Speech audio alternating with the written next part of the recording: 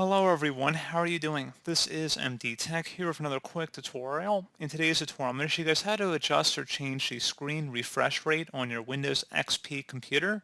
So this should hopefully be a pretty straightforward process, and without further ado, let's go ahead and jump right into it. So all you have to do is select the Start button, and on the right panel, select Control Panel. Underneath Pick a Category, select Appearance and Themes, and then underneath or pick a Control Panel icon, select Display. Select the Setting tab, and then select where it says Advanced at the bottom.